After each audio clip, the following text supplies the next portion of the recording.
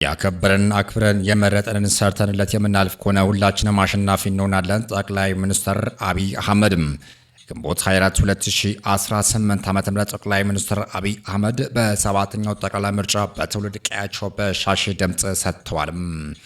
ጠቅላይ ሚኒስትሩ በወቅቱ ለመገናኛ ብዙሃን እንደገለጹትም የኢትዮጵያ ሕዝብ ከማለዳ ጀምሮ በመውጣት በሰልፍ ምርጫውን እያካሄደ ይገኛል ሲሉም ተናግሯል።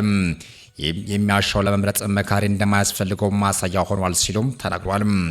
እኔ ዛሬ የሚያሳስበኝ ከመራጩም በላይ ተመራጭ ነው ያሉትም ጠቅላይ ሚኒስትሩ ይህም ህዝብ በቁርጠኝነት የሚያሻውን ወስኖ በዲሞክራሲያዊ መንገድ ከመረጠ በኋላ የተመረጡ ሰዎች በዚያው ልክ ታምነው እጃቸውና ልባቸውን ንጹህ ሆነው ደከመን ታከተን ሳይሉ ሰርተው የሀገር ታሪክ ለመቀየር የህዝብ ውለታ ለመክፈል ዝግጁነታቸው ምን ያህል ነው የሚለው ነው ሲሉም ተናግሯል።